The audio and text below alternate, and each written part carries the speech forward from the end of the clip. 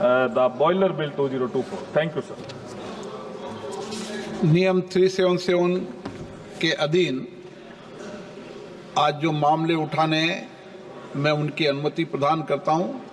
मैं माननीय सदस्यों से आग्रह करता हूं कि वह अपना अनुमोदित पाठ व्यक्तिगत रूप से सभा पटल पर रखें।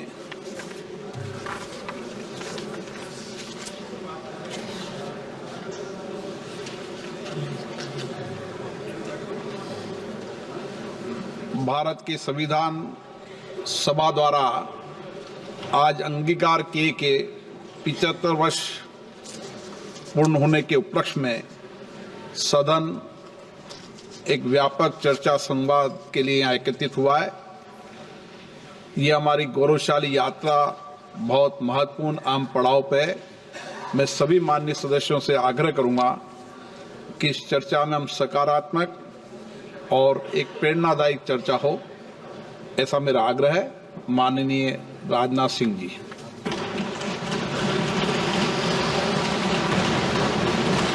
अध्यक्ष महोदय,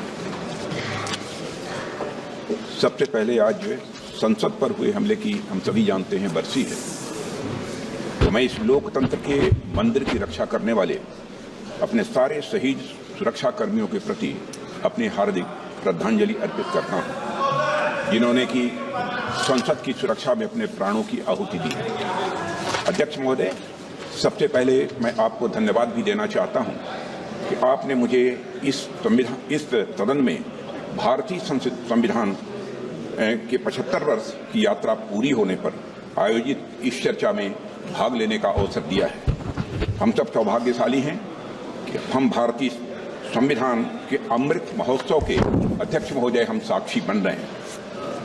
अध्यक्ष महोदय, 75 वर्ष पहले संविधान सभा ने न्यूली इंडिपेंडेंट इंडिया के लिए संविधान निर्माण का महान कार्य संपन्न किया था। लगभग 3 वर्षों के रिगरस डिबेट एंड डेलिब्रेशन के परिणाम स्वरूप हमें हमारा संविधान मिला है। अध्यक्ष महोदय, संविधान सभा ने जो संविधान तैयार किया था वह केवल एक कानूनी दस्तावेज नहीं था, बल्कि जन आकांक्षाओं का वो प्रतिबिंब था और उन्हें पूरा करने का वह माध्यम भी था। It was an expression of the general will of the people. कई सदियों के बाद एक बार फिर से अध्यक्ष महोदय, भारत की तकदीर भारत के लोगों के हाथों में थी। स्वराज का जो सपना भारत के स्वतंत्रता सेनानियों और आम भारतीयों ने देखा था वह पूरा हो चुका था। अध्यक्ष महोदय, हम भारत के लोगों ने 26 नवंबर 1949 के दिन संविधान को अपनाया था, अधिनियमित किया था और उसे राष्ट्र को समर्पित किया था। यह वह दिन था जब भारत के लोग प्रजा से नागरिक बने थे अध्यक्ष महोदय, और ऐसे नागरिक जिनके अपने मौलिक अधिकार थे और उनके पास एक भारतीय नागरिक होने का गौरव भी था।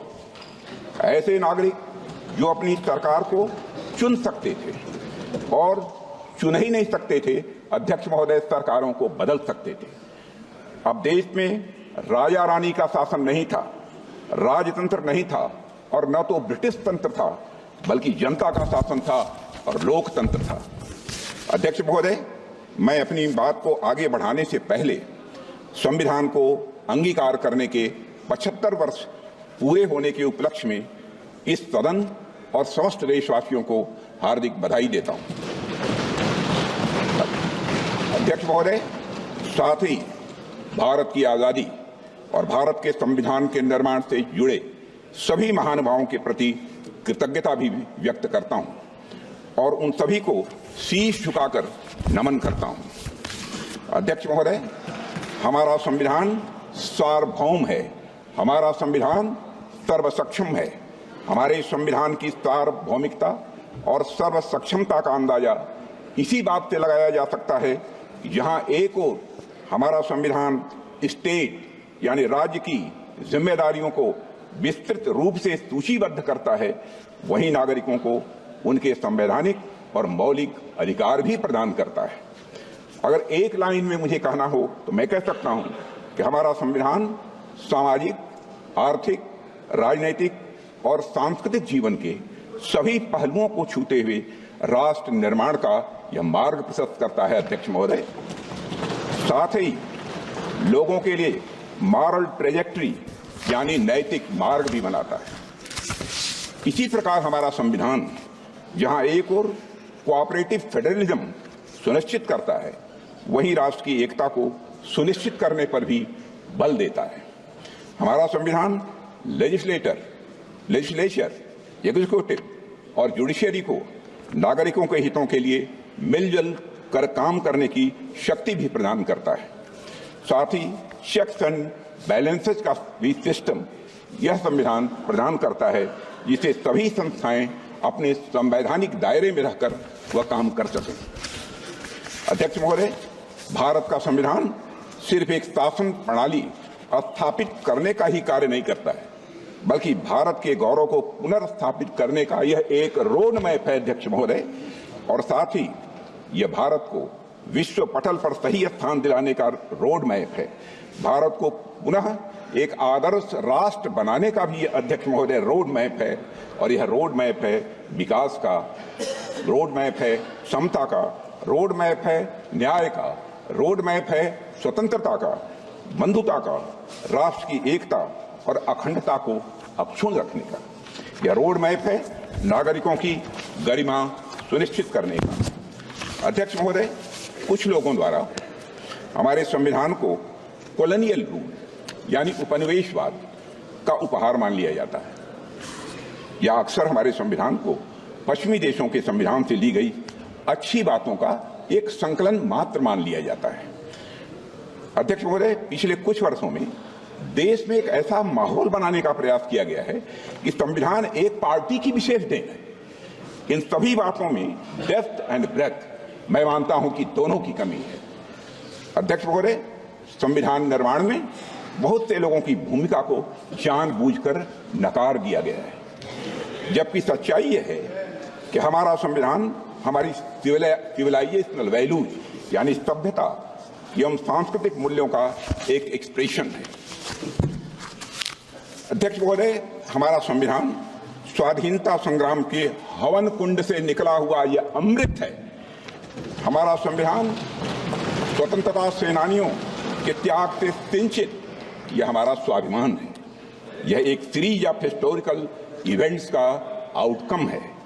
स्वतंत्र भारत का संविधान कैसा होगा, इस बात पर स्वतंत्रता संग्राम के दौरान कई संस्थाओं और विभूतियों ने अपने विचार प्रस्तुत किए थे, जिनमें से बहुत से लोग संविधान सभा के सदस्य नहीं थे, लेकिन उनके विचारों ने भारत के संविधान के निर्माण में बहुत ही महत्वपूर्ण भूमिका निभाई है और बहुत बड़ा उनका योगदान है।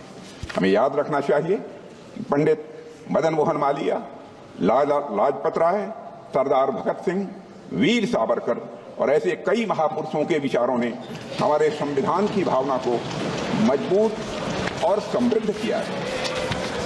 अध्यक्ष महोदय,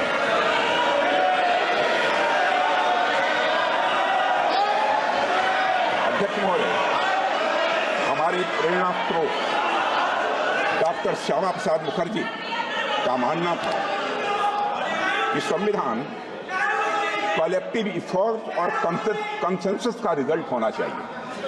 मैं फिर से दोहराना चाहता हूं, हमारे प्रेरणा स्रोत डॉक्टर श्यामा प्रसाद मुखर्जी का यह मानना था कि संविधान कलेक्टिव इफोर्ट और कंसेंसस का रिजल्ट होना चाहिए। अध्यक्ष महोदय, हमारा संविधान इसी सामूहिक प्रयास और समझ का नतीजा है। हमारे संविधान के लिखे जाने से 6 साल पहले यानी 1944 में लिखे गए constitution of the Hindustan free state नाम के दस्तावेज में कई बड़े नेताओं ने संविधान के बारे में अपने विचार दिए थे। इसमें सभी नागरिकों के लिए धार्मिक स्वतंत्रता सुनिश्चित करने की बात कही गई थी। इस बात का उल्लेख एक इमिनेंट ज्यूरिस्ट श्री अर्घसेन गुप्ता ने भी किया है। अध्यक्ष महोदय, उस दस्तावेज में प्रत्येक नागरिक को अपनी संस्कृति और भाषा की रक्षा करने का भी अधिकार दिया गया था। सरकार को रिलीजन के आधार पर भेदभाव करने से स्पष्ट रूप से प्रतिबंधित किया गया था। सार्वजनिक अनुदान प्राप्त करने वाले स्कूलों को रिलीजियस एजुकेशन देने की मनाही थी। और यह भी स्पष्ट किया गया था कि स्टेट का कोई रिलीजन नहीं होगा, यानी वह सेकुलर होगा। और यह बात वे लोग कह रहे थे जिन्हें हमारे सामने बैठे कुछ लोगों के दल कांग्रेस के लोग कम्युनल कहा करते थे, यह बात उन लोगों ने कही थी। अध्यक्ष महोदय, constitution of the Hindustan free state से डॉक्टर श्यामा प्रसाद मुखर्जी बेहद प्रभावित थे।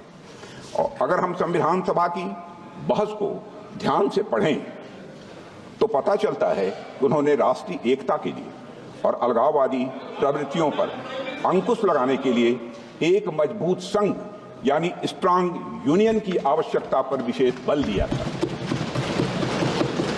और स्वतंत्रता और समानता के सिद्धांतों पर आधारित एक गणतांत्रिक संविधान की डॉक्टर श्यामा प्रसाद मुखर्जी ने वकालत भी की थी।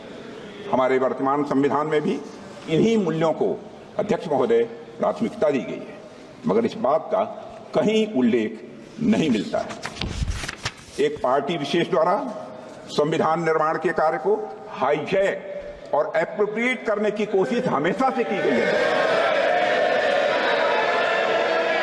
अध्यक्ष महोदय, भारत में कॉन्स्टिट्यूशन मेकिंग से जुड़ी ये सब बातें लोगों से छिपाई गई हैं। इतिहास में जाने पर पता चलता है कि हमारे देश में इस बात पर व्यापक सहमत थी कि भारत का भविष्य किस तरह के कानून से निर्धारित हो। मैं आज यह स्पष्ट करना चाहता हूं अध्यक्ष महोदय कि हमारा संविधान किसी एक पार्टी की देन नहीं है। भारत का संविधान भारत के लोगों के द्वारा भारत के विचारों के साथ भारत के मूल्यों के अनुरूप बनाया गया एक अनपैरेलल्ड ट्रांसफॉर्मेटिव यह डॉक्यूमेंट है। अध्यक्ष महोदय, पश्चिमी सभ्यता में राज्य की अवधारणा नाइट वॉचमैन स्टेट की थी। नाइट वॉचमैन स्टेट का कंसेप्ट विश्व प्रसिद्ध विचारक जॉन स्टुअर्ट मिल के द्वारा दिया गया था, जिसका अर्थ है कि सरकार का दायित्व लोगों की सुरक्षा प्रदान करने तक ही यह सीमित रहे। किंतु हमारे देश में राजधर्म की बात की गई है। अध्यक्षों, महाभारत के शांति पर्व में राजा को सिर्फ राजधर्म लागू करने की शक्ति दी गई है, पर वह राजा राजधर्म का स्रोत नहीं माना गया है। अध्यक्ष महोदय, हमारे यहाँ राजा भी राजधर्म से बंधा हुआ है। उसकी शक्तियां लोगों के कल्याण के लिए, समाज के कमजोर वर्गों के रक्षा के लिए। अध्यक्ष महोदय, हमारा संविधान कॉन्स्टिट्यूशनल मशीनरी के जरिए नागरिकों के कल्याण के लिए पूरी तरह से प्रतिबद्ध है।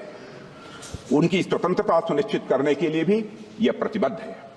हमारा संविधान नागरिकों के समग्र विकास के रास्ते में आने वाली सभी बाधाओं को हटाने तथा समुचित विकास के लिए अनुकूल परिस्थितियां पैदा करने के लिए राज्य को निर्देश देता है। संविधान के भाग 4 में दिए गए directive principles of state policy से यही भावना निकलकर सामने आती है। अध्यक्ष महोदय, मुझे इस बात का गर्व है, गर्व नहीं बल्कि मुझे गौरव की अनुभूति है कि प्रधानमंत्री नरेंद्र मोदी जी के नेतृत्व में हमारी सरकार सबका साथ, सबका विकास, सबका विश्वास और सबका प्रयास की भावना के साथ यह काम कर रही है। हमारी सरकार भारत के संविधान में निहित धर्म और भावना दोनों के अनुरूप काम कर रही है। अध्यक्ष महोदय, हमारा संविधान प्रोग्रेसिव है। हमारा संविधान प्रोग्रेसिव है, प्रगतिशील है, समावेशी है, परिवर्तनकारी है। हमारे संविधान ने हमें एक ऐसे समाज के निर्माण का ब्लूप्रिंट दिया है जिसमें हर प्रकार से समाज में समरसता हो, सद्भाव हो और साथ ही समृद्धि भी हो। अध्यक्ष महोदय, जहां देश के शीर्ष पद को प्राप्त करने के लिए जन्म की पहचान मायने न रखती हो, यह है हमारा संविधान।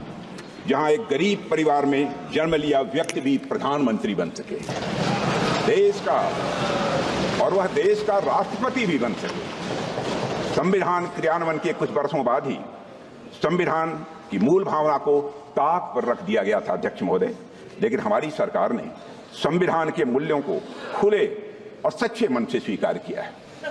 मुझे खुशी है कि हमारी सरकार संविधान की मूल भावना को केंद्र में रखकर जनहित के मार्ग पर तेजी से आगे बढ़ रही है। हमने गुलामी की मानसिकता को समाप्त करके भारतीय न्याय संहिता, भारतीय नागरिक सुरक्षा संहिता और भारतीय साक्ष्य अधिनियम जैसे नए कानूनों को पारित किया है। अध्यक्ष महोदय, हमारी सरकार ने समाज के सभी वर्गों और विशेषकर कमजोर वर्गों के लोगों को समुचित विकास, उनके समुचित विकास को अपना यह लक्ष्य बनाया है। रिफॉर्म, परफॉर्म और अध्यक्ष महोदय ट्रांसफॉर्म के हमारे संकल्प ने आज भारत को दुनिया की सबसे बड़ी अर्थव्यवस्थाओं की कतार में लाकर खड़ा कर दिया। अध्यक्ष महोदय, आज गरीब लोगों को प्रधानमंत्री आवास योजना की वजह से अपना पक्का मकान मिल रहा है। प्रधानमंत्री जन आरोग्य योजना के अंतर्गत गरीबों को मुफ्त इलाज मिल रहा है। प्रधानमंत्री गरीब कल्याण अन्न योजना के माध्यम से 80 करोड़ गरीबों को मुफ्त राशन की सुविधा दी जा रही है। हर घर में नल से जल पहुंच रहा है। हर घर में शौचालय बन रहे हैं। अध्यक्ष महोदय, हमारे देश में लगभग आधी आबादी महिलाओं की है। महिला सशक्तिकरण की दिशा में हमारी सरकार हर संभव प्रयास कर रही है। सामाजिक न्याय के संवैधानिक आदर्शों के अनुरूप विमेन डेवलपमेंट के साथ विमेन लेड डेवलपमेंट को सुनिश्चित करने के लिए हमने नारी शक्ति बंधन अधिनियम भी पास किया है और इससे राजनीतिक क्षेत्र की महिलाओं का प्रतिनिधित्व बढ़ेगा तथा उनका सशक्तिकरण भी यह सुनिश्चित होगा। इसी सोच के तहत अध्यक्ष महोदय, हमारी सरकार ने वर्ष 2018 में राष्ट्रीय पिछड़ा आयोग को संवैधानिक दर्जा दिया है। पहली बार आजाद भारत के इतिहास में आर्थिक रूप से कमजोर वर्गों की उन्नति के लिए साल 2019 में संविधान संशोधन किया गया है। इसके लिए हमने आर्थिक आधार पर 10% आरक्षण का अवसर प्रदान किया है इकोनॉमिकली बैकवर्ड क्लास के लिए। अध्यक्ष महोदय, समग्र और समावेशी विकास के ये सभी काम हमारे संवैधानिक मूल्यों और आदर्शों के यह जीवंत रूप हैं। हमारी सरकार ने न सिर्फ संविधान के मूल्यों को केंद्र में रखकर काम किया है, बल्कि संविधान को लेटर एंड स्पिरिट में बखूबी हमारी सरकार ने लागू किया है। अध्यक्ष महोदय, इस देश में एक ऐसा राज्य भी था जहां देश का संविधान लागू नहीं होता था। संसद के कानून भी पूरी तरह लागू नहीं होते थे। हमने वहां भी संविधान को पूरी तरह से लागू करके दिखाया है अध्यक्ष, और आज पूरा देश उस निर्णय का सकारात्मक परिणाम अपनी प्रत्यक्ष आंखों से देख रहा है। हाल में चुनाव संपन्न हुए हैं, रिकॉर्ड मतदान हुआ है अध्यक्ष महोदय, लंबे समय बाद हुआ है। एक भी हिंसा की घटनाएं मतदान के दौरान नहीं हुई है। अध्यक्ष महोदय, मैं वहां की जनता का अपनी तरफ से हार्दिक अभिनंदन करता हूं। अध्यक्ष महोदय, हमारे संविधान ने हमें भारतीयता से पुनः परिचित कराया है। हमें अपनी संस्कृति, सभ्यता और संस्कृति के प्रति गौरव की भावना का यह संदेश दिया है। जैसे हमारे संविधान की मूल प्रति के भाग 3 में, जिसमें मौलिक अधिकारों का वर्णन है, उसमें भगवान श्री राम, मां सीता जी और प्रभु लक्ष्मण जी की तस्वीर भी अंकित है।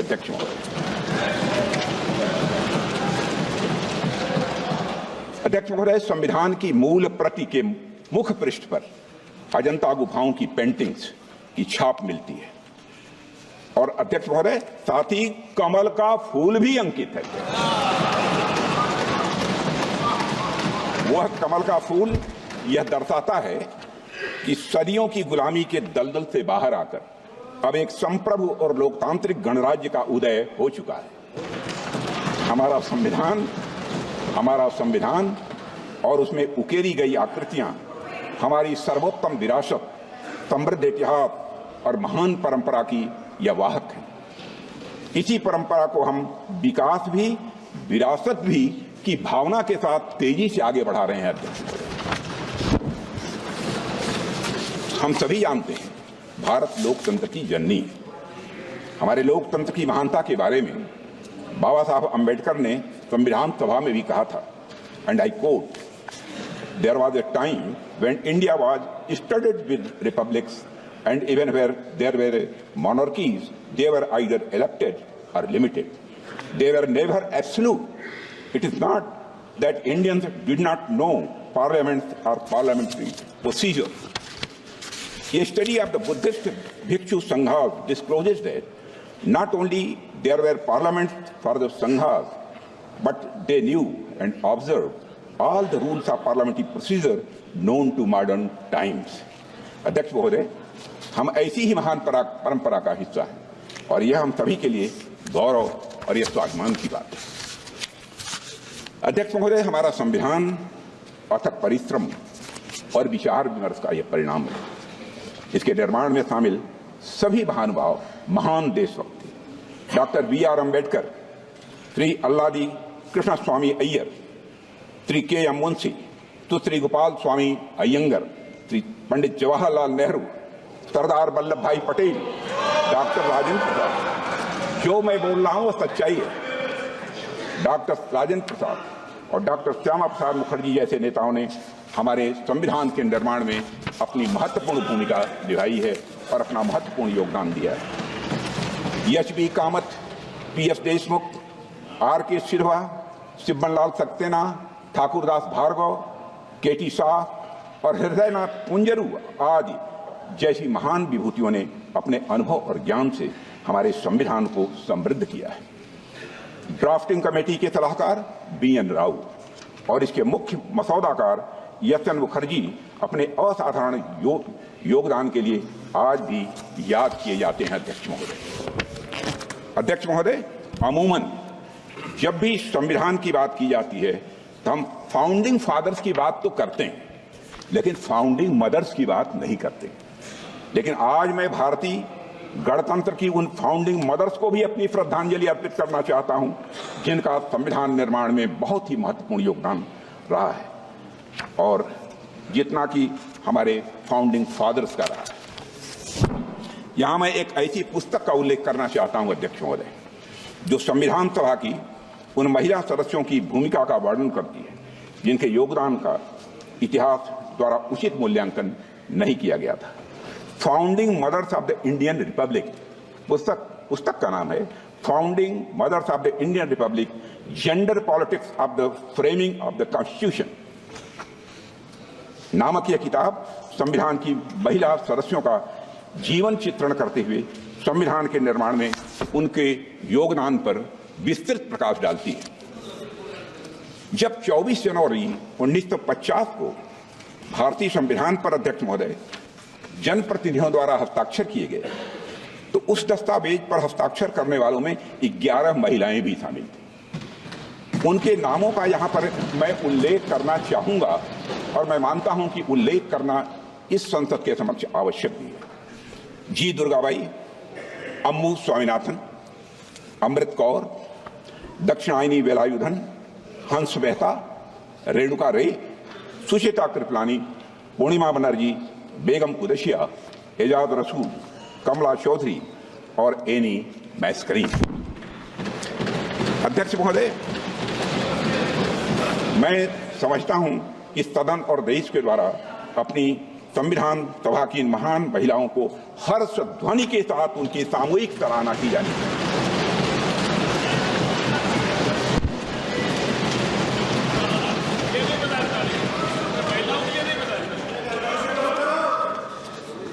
अध्यक्ष महोदय, भारत का संविधान भारत और भारतीयता के मूल विचार की यह उपज है। भारतीय संविधान का निर्माण और लोकतंत्र के वैश्विक इतिहास में एक महत्वपूर्ण घटना और एक अनूठा अनुभव भी है।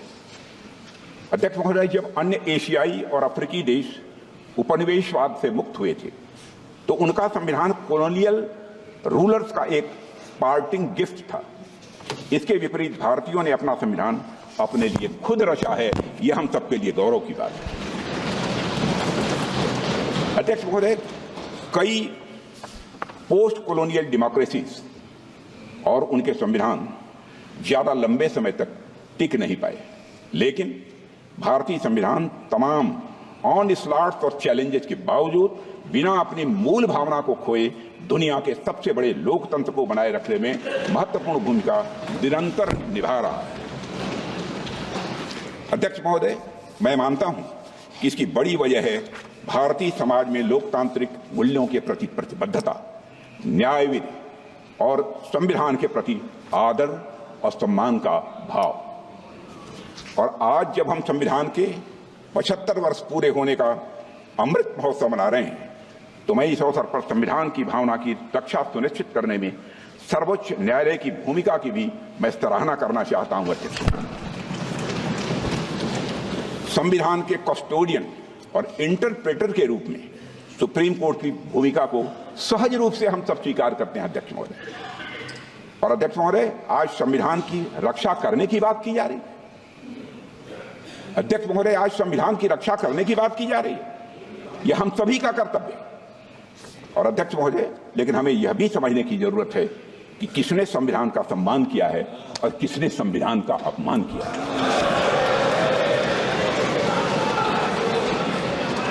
अध्यक्ष महोदय, इसी संदर्भ में मैं सुप्रीम कोर्ट के पूर्व जस्टिस यशआर खन्ना की आत्मकथा नाइदर रोजेज नॉर थॉर्न्स नामक किताब से एक पंक्ति उद्धृत करना चाहता हूं, जिसमें उन्होंने साफ साफ लिखा है, and I would like to quote, I told my younger sister Santosh, I told my younger sister Santosh, I have prepared a judgment which is going to cost me the Chief Justiceship of India, unquote.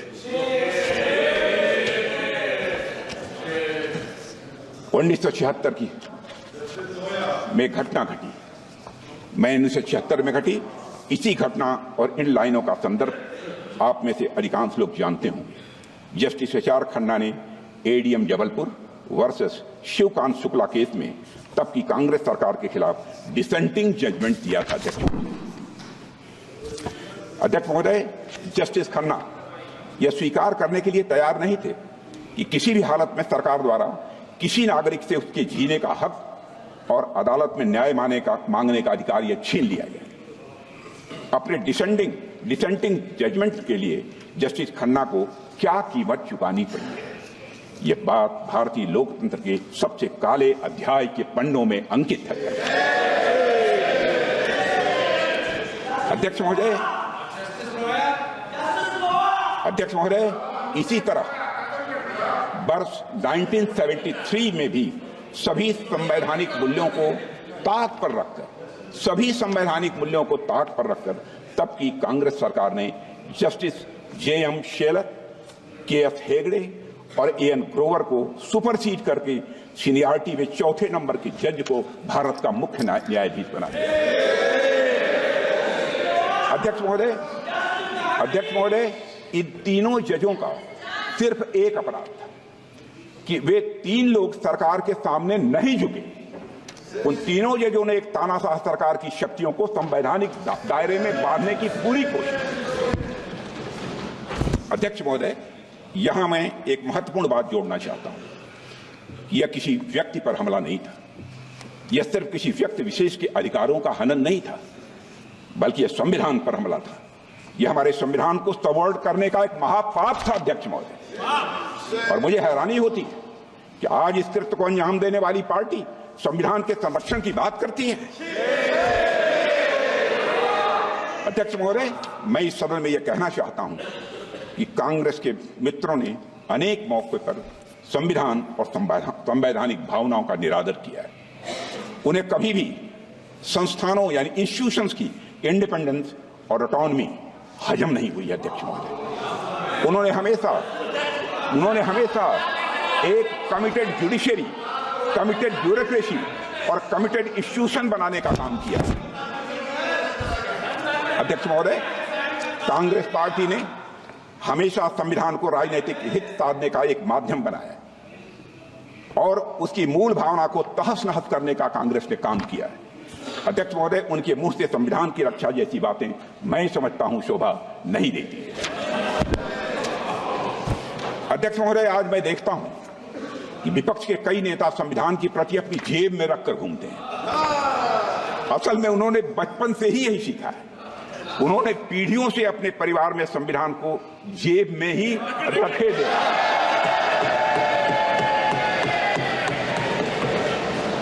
लेकिन अध्यक्ष महोदय, Bharatiya Janata party संविधान को सिर माथे पर लगाती है।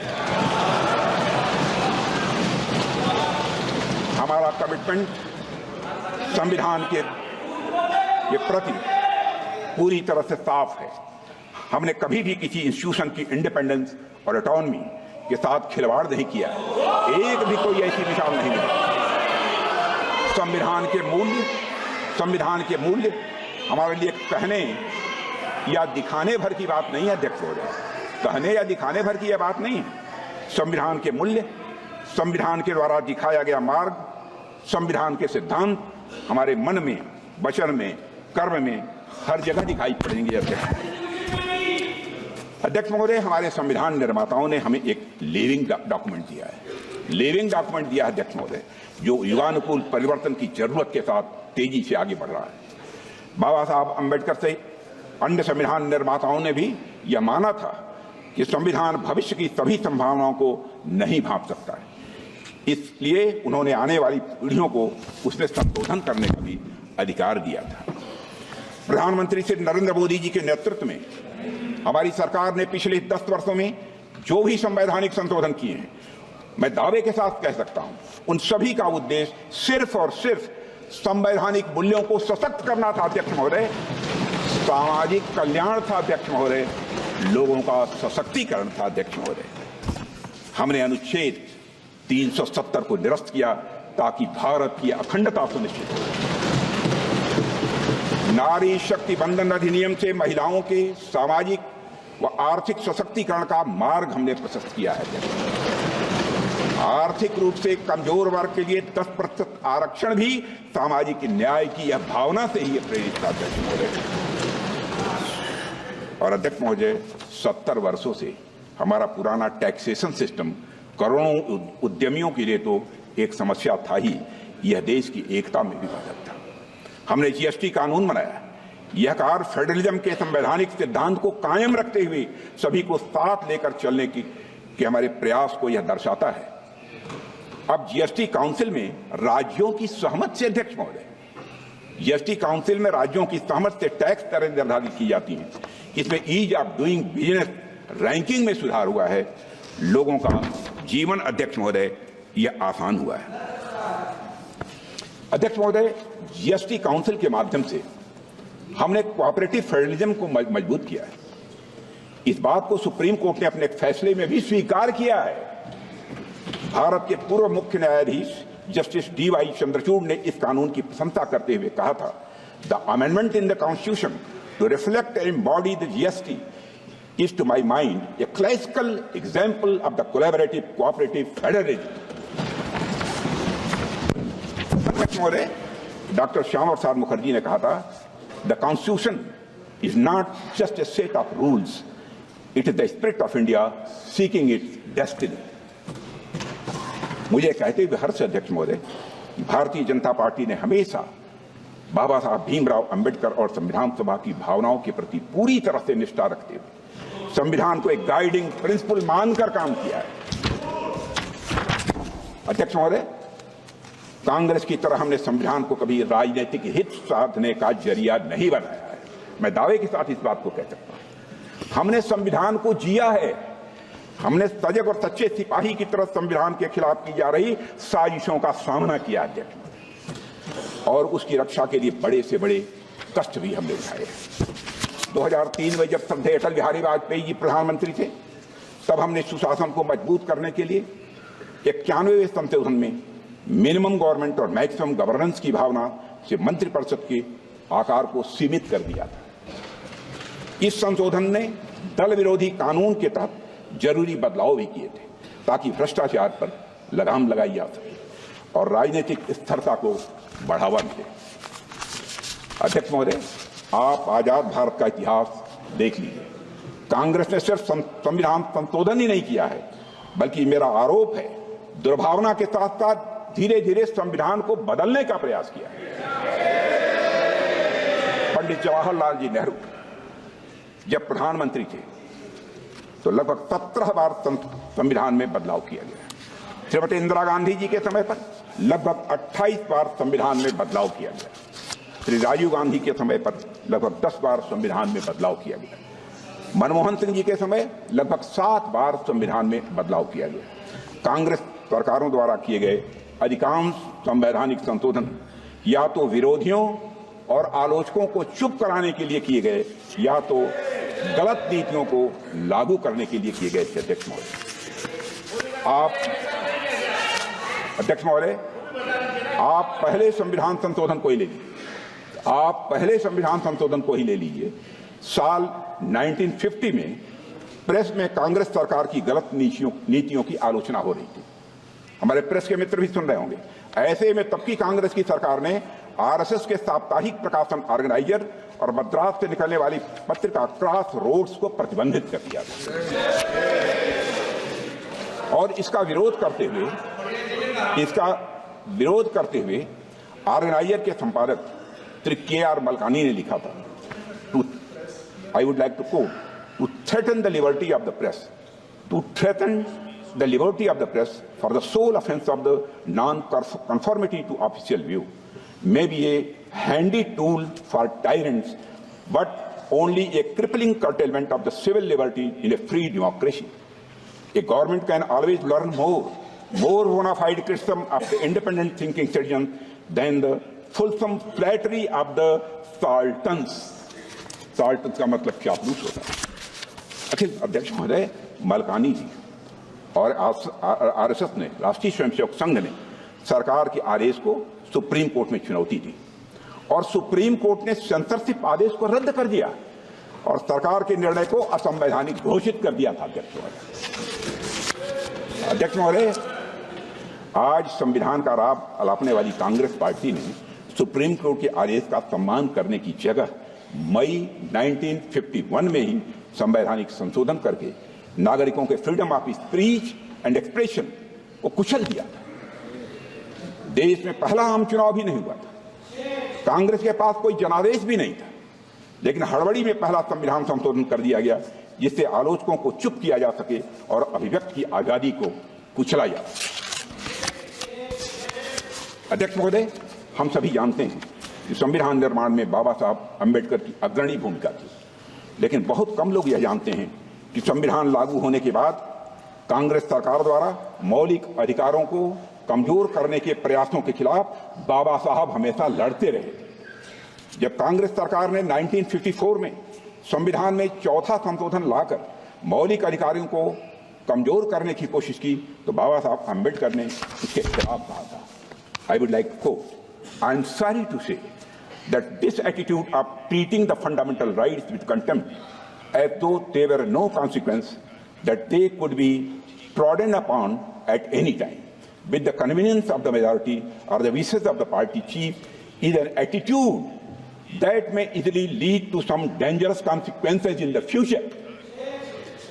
And I feel very sorry that even a matter of this sort, namely the infringement of or the deviation from fundamental rights, is being treated by the party in power as though it was a matter of no moment at all. Unquote. अध्यक्ष महोदय, कांग्रेस और उसके नेताओं के द्वारा नागरिकों के मौलिक अधिकारों को कुचलने की जिस एटीट्यूड की बात बाबा साहब ने की थी, कांग्रेस ने उसी एटीट्यूड को सत्ता में होने के दौरान बार बार दोहराया है। मैं कांग्रेस सरकार द्वारा किए गए कुछ संवैधानिक संशोधनों का यहाँ पर मैं उल्लेख करना चाहता हूँ, जिनके द्वारा संविधान और उसमें निहित भावना को ही नष्ट करने की कोशिश की गई। अध्यक्ष महोदय, साल 1975 में हुए 38वें संविधान संशोधन से आपातकाल यानी इमरजेंसी लगाने के निर्णय को नॉन जस्टिसिएबल बनाने की कोशिश की गई। इलेक्शन लॉ अमेंडमेंट बिल लाया गया जिसका एकमात्र उद्देश्य उन सभी इलेक्टोरल मैल प्रैक्टिसेस को ह्यूमिलिटी देना था जिसके कारण श्रीमती इंदिरा गांधी के चुनाव को चुनौती दी गई।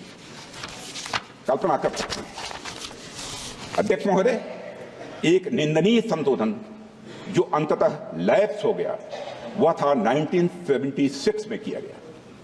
41वां संविधान संशोधन विधेयक। इस संशोधन का उद्देश्य, मैं तुरंत का ध्यान आकर्षित करना चाहता हूं अध्यक्ष महोदय, इस संशोधन का उद्देश्य प्रधानमंत्री, राज्यपाल और राष्ट्रपति को पद ग्रहण करने से पहले उनके कार्यकाल के दौरान किए गए सभी कार्यों के लिए आपराधिक जो है मुकदमों से इम्यूनिटी प्रदान करना था। चाहे जो भी अपराध किए सब क्षम्य थे। अध्यक्ष महोदय, इसका मतलब यह था सबसे जघन्य अपराध करने वाला व्यक्ति भी अगर एक दिन के लिए भी संवैधानिक पद पर बैठ जाए तो उसके सभी अपराध माफ। कैसे देश माफ कर सकता है? अध्यक्ष महोदय, संवैधानिक शक्तियों का दुरुपयोग यही नहीं रुका। 28 अगस्त 1976 को 42वां संविधान संशोधन पेश किया गया था, जिसमें प्रोविजंस थे कि किसी भी कानून की संवैधानिकता केवल 7 न्यायाधीशों द्वारा ही तय की जा सकती है और किसी भी कानून को केवल 2/3 बहुमत से ही रद्द किया जा सकता है। अध्यक्ष महोदय, क्षमा कीजिए, क्या यह सब एक तानाशाह द्वारा अपने निजी स्वार्थ के लिए संविधान को विकृत करने का यह भरसक प्रयास नहीं था? अध्यक्ष महोदय, बेसिक स्ट्रक्चर के सिद्धांत को नकारने के लिए 42वें संविधान संशोधन के द्वारा यह प्राविधान किया गया था कि आर्टिकल 368 के तहत किया गया प्रत्येक संवैधानिक संशोधन यह वैध होगा। जैसा कि आप जानते हैं कि आर्टिकल 368 के माध्यम से संविधान में संशोधन की व्यवस्था की गई है और संविधान में लोकसभा का कार्यकाल भी बढ़ाकर 6 साल कर दिया गया। अध्यक्ष महोदय, क्या यह पूरे संविधान को एक तानाशाह के उद्देश्यों की पूर्ति का एक माध्यम मात्र बनाने का यह षड्यंत्र नहीं था? क्या यह सब जनता को फिर से प्रजा बनाने की यह साजिश नहीं थी? अध्यक्ष महोदय, आज उसी पार्टी के लोग संविधान का इस्तेमाल दुष्प्रचार के लिए कर रहे हैं। आज उसी पार्टी के लोग जात के आधार पर जनगणना कराना चाहते, कराएं, हमें कोई आपत्ति नहीं, लेकिन मैं जानना चाहता हूं कि देश की जनता की आंखों में धूल झोंक कर राजनीति नहीं की जानी चाहिए। राजनीति करनी है तो जनता की आंखों में आंख डालकर राजनीति करनी है। आपको एक ब्लूप्रिंट लेकर आना चाहिए, एक मसौदा लेकर आना चाहिए, ऐसा मसौदा जिसमें कि यह पूरी तरह से स्पष्ट हो, जो जातिगत जनगणना कराएंगे किस जाति को आरक्षण का कितना प्रतिशत देंगे, इसका भी खुलासा होना चाहिए।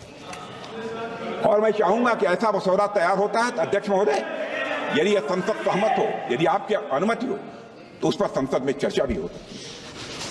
अध्यक्ष महोदय, देश को गर्व है कि हमारा संविधान आपातकाल और भ्रष्ट सरकारों के सामने भी मजबूती से खड़ा रहा है। अध्यक्ष महोदय, हमारे संविधान में समय के साथ कई संशोधन हुए हैं, लेकिन संविधान की मूल भावना आज भी बनी हुई है, ये हमेशा बनी रहेगी। और अध्यक्ष महोदय, कांग्रेस चाहे जितनी भी कोशिश कर ले, लेकिन हम कभी भी संविधान के मूल चरित्र को बदलने नहीं देंगे।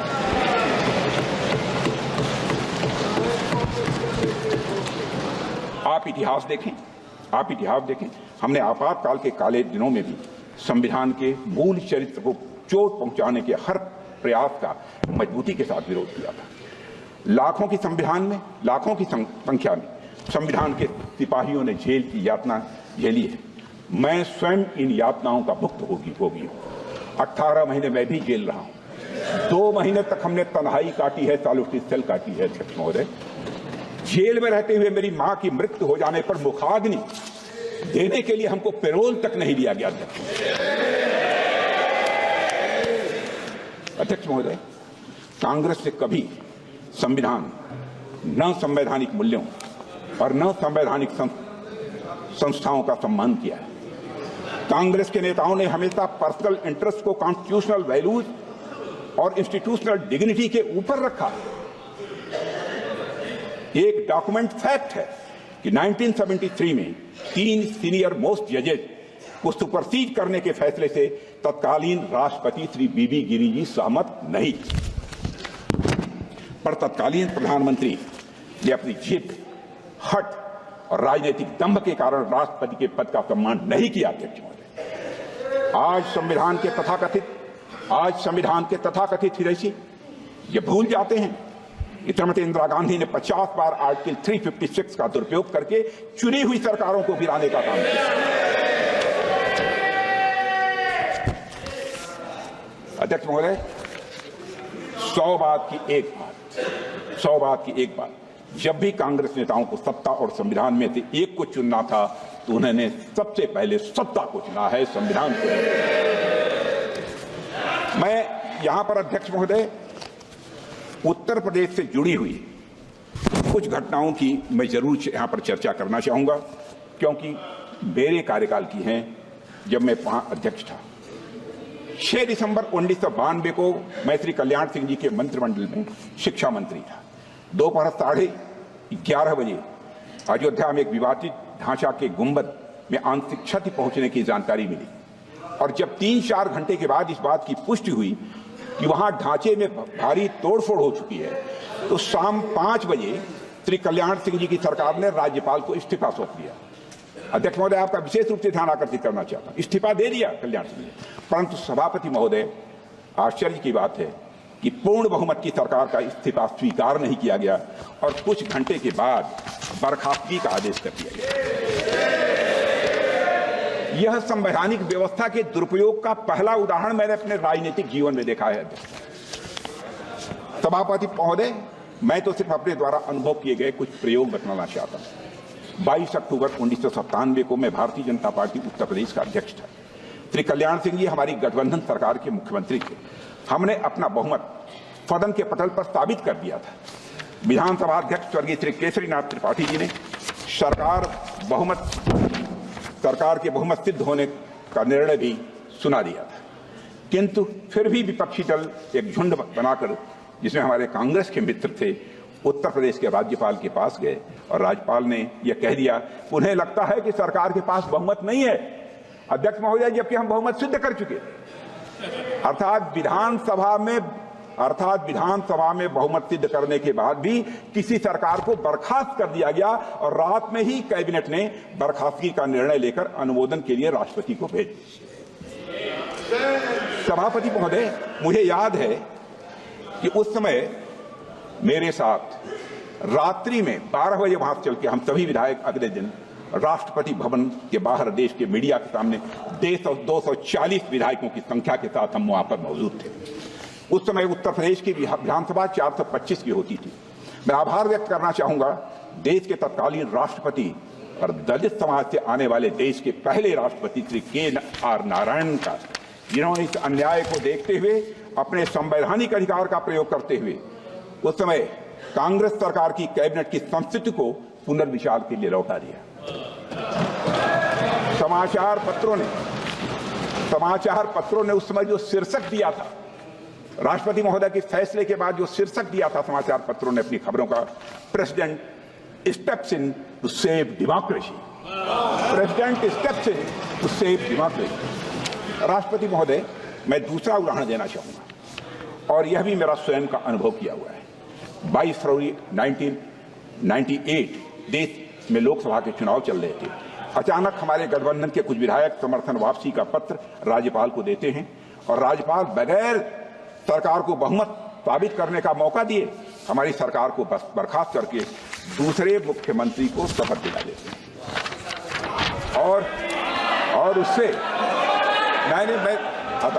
और उससे अब क्या करें, क्या वो एक डिसिप्लिन सोल्जर और उसमें कांग्रेस में थे और उससे निरंतर उनको बाद में एहसास हुआ होगा कि हमसे हमारी पार्टी ने गलत काम करा दिया, इसीलिए उन्होंने पार्टी छोड़कर भारतीय जनता पार्टी की तरफ से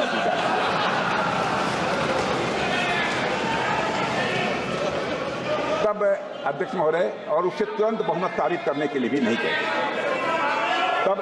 तब इलाहाबाद हाईकोर्ट ने, अध्यक्ष महोदय आपका ध्यान आकर्षित करना, तब इलाहाबाद हाईकोर्ट ने भारत के संवैधानिक इतिहास का एक अभूतपूर्व निर्णय दिया कि 24 घंटे में शक्ति परीक्षण होगा और सदन में 2 मुख्यमंत्री रहेंगे।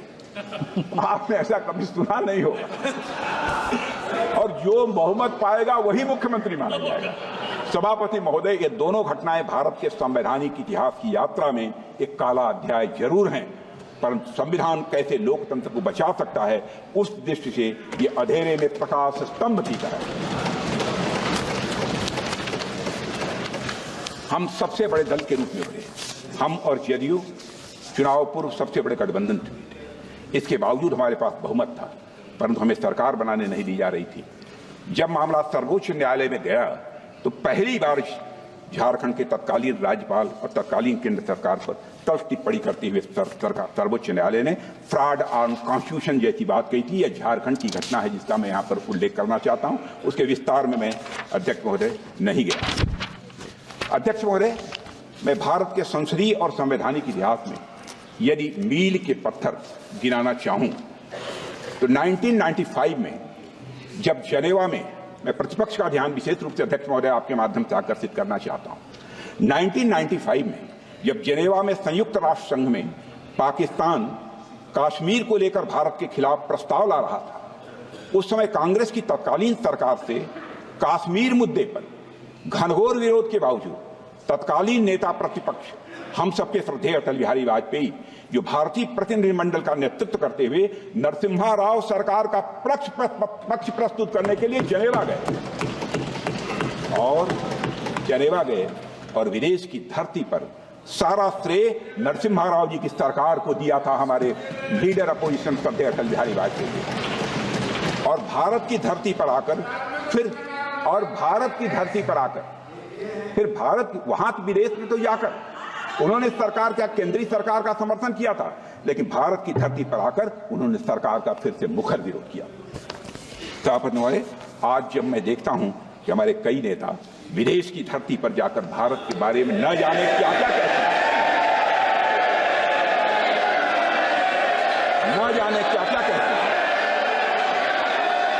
तो हमें यह घटना एक कहानी जैसी लगती है अध्यक्ष महोदय। परंतु परिपक्व विपक्ष की भूमिका कैसे निभाई जा सकती है, इसे भी सभी दलों को समझना चाहिए। और मैं घटना और याद दिलाना चाहता हूं, 1996 में अटल जी की 13 दिन की सरकार थी। यह सदन की कार्रवाई को टेलीविजन के द्वारा सीधा प्रसारण करने का फैसला यदि किसी ने जब किया गया था, तो उसमें अटल जी भारत के प्रधानमंत्री थे और उन्होंने इसकी पहल की थी। अध्यक्ष महोदय, 100 बात की एक बात, जब भी कांग्रेस के नेताओं को सत्ता और संविधान में से एक को चुनना था तो उन्होंने हमेशा ये सत्ता को चुना। अध्यक्ष महोदय, संविधान के आर्टिकल 44 में यूनिफॉर्म सिविल कोड लागू करने की बात की गई है और सुप्रीम कोर्ट ने Sarla Mudgal versus union of India case में कहा था, पंडित Jawaharlal Nehru while defending the introduction of the Hindu Code Bill instead of a uniform civil code in the Parliament in 1954 said, I do not think that at the present moment the time is ripe in India for me to try to push it through. It appears that even 41 years thereafter, the rulers of the day are not in a mood to retrieve Article 44 from the cold storage where it was lying since 1949. The governments which have come and gone, have so far failed to make any effort towards unified personal law for all Indians. The reasons are too obvious to be stated. The utmost that has been done is to codify the Hindu law. When more than 80% of the citizens have already been brought under the codified personal law, there is no justification whatsoever to keep in abeyance anymore the introduction of uniform civil code for all citizens in the territory of India, unquote. अध्यक्ष महोदय, uniform civil code तो कांग्रेस क्या ही लाती, उन्होंने तो supreme court के judgement को भी पूरी तरह से नकार दिया। अध्यक्ष महोदय, आप याद कीजिए साहबानो केस, जो कि भारत में मुस्लिम महिलाओं के अधिकारियों के लिए एक ऐतिहासिक निर्णय था। मैं उसे ऐतिहासिक कहना चाहता हूं अध्यक्ष महोदय। इस मामले में सुप्रीम कोर्ट ने तलाकशुदा महिला साहबानों के पक्ष में फैसला सुनाया था और इस फैसले के जरिए सुप्रीम कोर्ट ने यह कहा था कि मुस्लिम महिलाएं भी गुजारा भत्ता पाने की वह हकदार हैं, यह कहा था। और अध्यक्ष महोदय, लेकिन तुष्टीकरण के रास्ते चलते हुए तत्कालीन कांग्रेस की सरकार ने कानून बनाकर इस जजमेंट को ही पलट दिया।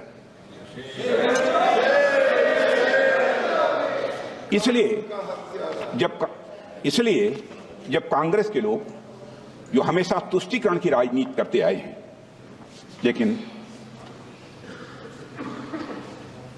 हमारे नेता विरोधी दल जब मोहब्बत की दुकान की बात करते हैं तो हंसी आती है। अध्यक्ष महोदय, 75 वर्षों के बाद आज हमें अपने संवैधानिक कर्तव्यों के प्रति, अध्यक्ष महोदय 75 वर्षों के बाद आज हमें अपने संवैधानिक कर्तव्यों के प्रति अपनी प्रतिबद्धता को एक फिर से दोहराना चाहिए।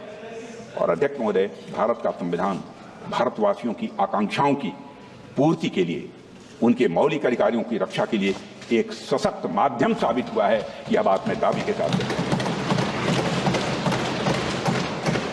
जैसा प्रारंभ में ही मैंने कहा था अध्यक्ष महोदय, आज संसद पर हमले हुए की लगभग बरसी है, तो आज मैं अपेक्षा करता हूं कि संविधान ने जो अधिकार सर्वोच्च पदों पर बैठे हुए लोगों को दिए उसका वैसा दुरुपयोग कभी नहीं कि हमले के मास्टरमाइंड को क्षमादान प्रकरण पर 7 साल तक लंबित रहे। आज तक ऐसी कोई कल्पना नहीं की जाती।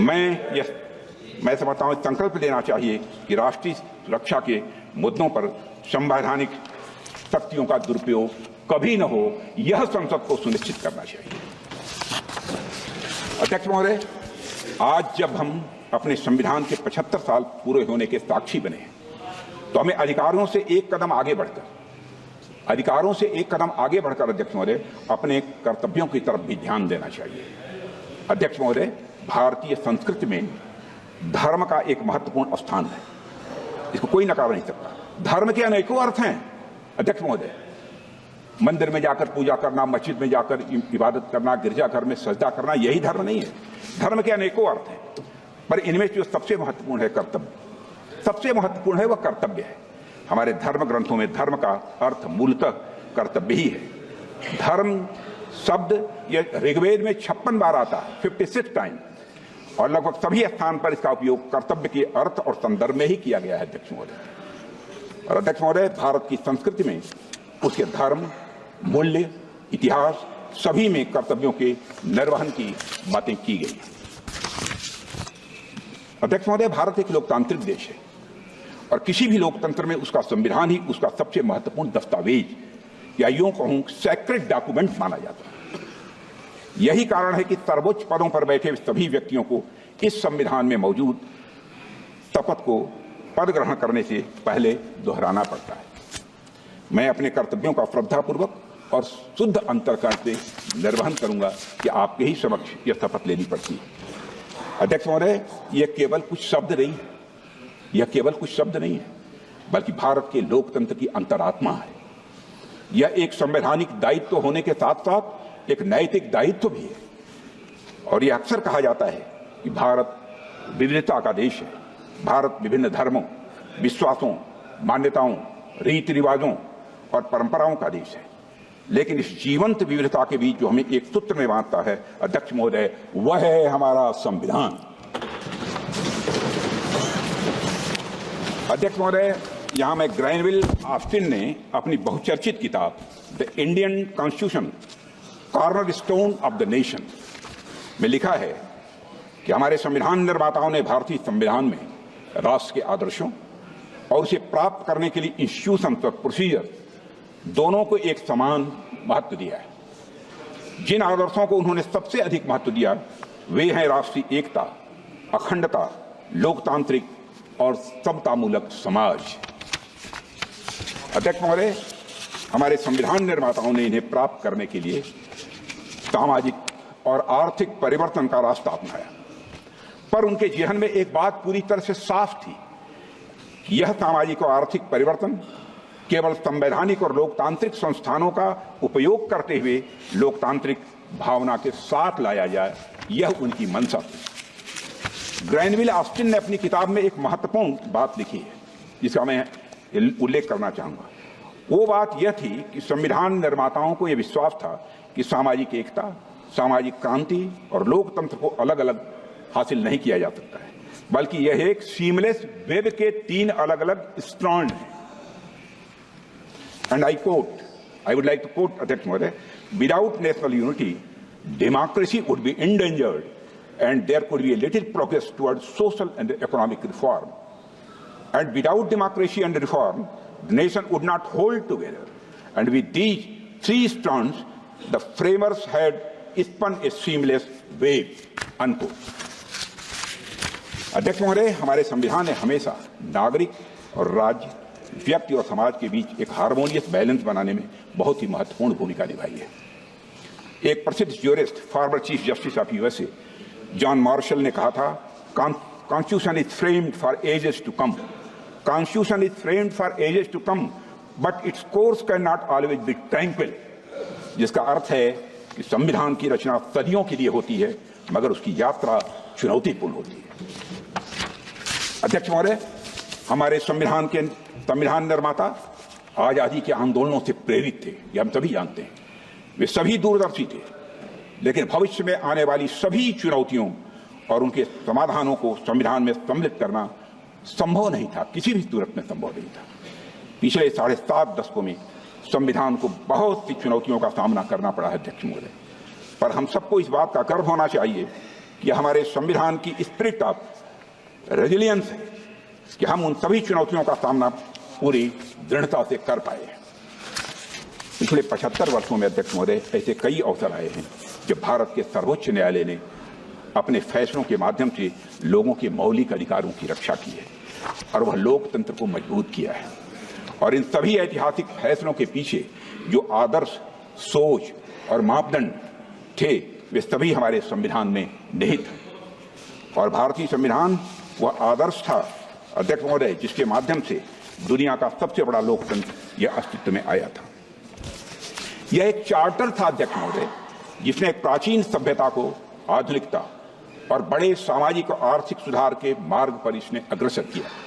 और पिछले 75 वर्षों से हमारा संविधान इस भूमिका को पूरी निष्ठा और समर्पण के साथ निभा रहा है। अध्यक्ष महोदय, पिछले 75 सालों में संविधान की मूल भावना से ही प्रेरणा लेते हुए हमारे सर्वोच्च न्यायालय ने लैंगिक समानता को बढ़ावा दिया, पर्यावरण संरक्षण को सुनिश्चित किया, संघीय संरचना को मजबूत किया और लोगों को मौलिक अधिकारों की रक्षा की है। अध्यक्ष महोदय, इस संदर्भ में मेरा मानना है कि इन सभी निर्णयों के पीछे जो गाइडिंग प्रिंसिपल्स थे वो हमारे संवैधानिक निर्माताओं के आदर्श और दृष्टिकोण थे जो भारत के संविधान में ही निहित है। भारत का संविधान 7 दशकों से अधिक समय से न सिर्फ शानदार तरीके से भारत का संविधान काम कर रहा है, बल्कि तमाम झंझावातों को झेलने के बाद भी साल दर साल हमारा संविधान मजबूत होता जा रहा है अध्यक्ष महोदय। और मेरा मानना है कि इसकी बड़ी वजह थी इसके सबसे बड़ी वजह थी इसमें निहित कॉन्स्टिट्यूशनल मॉरलिटी। अध्यक्ष महोदय, डॉक्टर अंबेडकर ने संविधान सभा की 4 नवंबर 1949 को अपने भाषण में इसी कॉन्स्टिट्यूशनल मॉरलिटी पर विचार रखते हुए प्रसिद्ध विचारक जॉर्ज ग्रोथ को कोट करते हुए कहा था कि constitutional morality was the inseparable condition of the government at once free and peaceful. अध्यक्ष महोदय, हमारे भारतीय संविधान को इस कॉन्स्टिट्यूशनल मॉरलिटी से रेखांकित करने के लिए हमें बाबा साहब भीमराव अंबेडकर और संविधान सभा के प्रत्येक सदस्य के प्रति आभारी होना चाहिए। 26 नवंबर 1949 से ठीक एक दिन पहले डॉक्टर अंबेडकर ने संविधान सभा में एक भाषण दिया था जिसे द ग्रामर ऑफ एनॉर्की स्पीच के नाम से जाना जाता है। ग्रामर ऑफ एनॉर्की स्पीच के नाम से जाना जाता है। डॉक्टर अंबेडकर ने उसमें कहा था, मुझे लगता है अध्यक्ष महोदय, डॉक्टर अंबेडकर ने कहा था, मुझे लगता है कि कोई संविधान कितना भी अच्छा हो वह बुरा बन सकता है अगर जिन लोगों पर उसे चलाने की जिम्मेदारी है वो अच्छे न हों।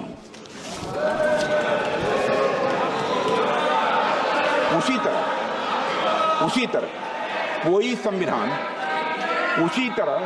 कोई संविधान कितना भी बुरा हो वह अच्छा साबित हो सकता है अगर उसे चलाने वाले लोगों की भूमिका सकारात्मक हो।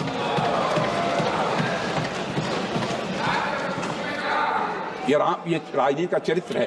राजनीति का चरित्र है, जैसे व्यक्तियों के हाथों में जाती है वैसी बन जाती है। राम के हाथों में जाती है तो भक्त बन जाती है, कृष्ण के हाथों में जाती है तो युक्ति बन जाती है, आजाद भगत सिंह, अशफाकुल्लाह खां जैसे हाथों के में जाती है तो मुक्ति बन जाती है।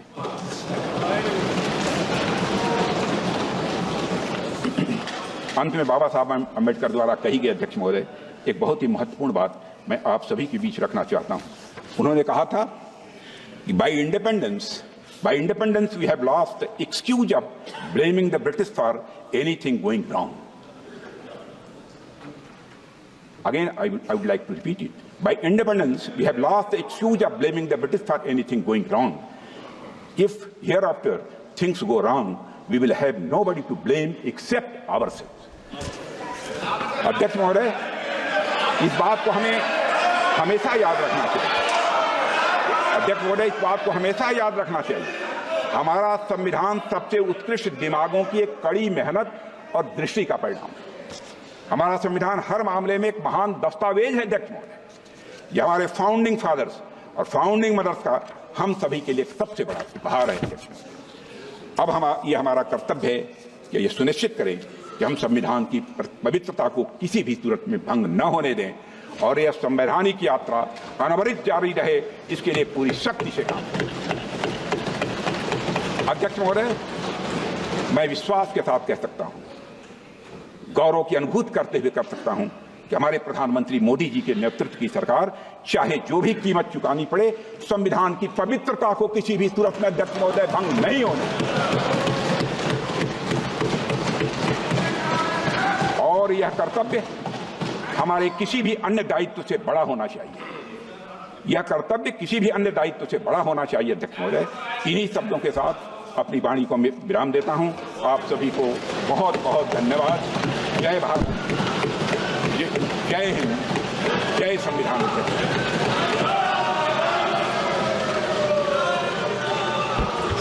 श्रीमती प्रियंका गांधी वाड्रा।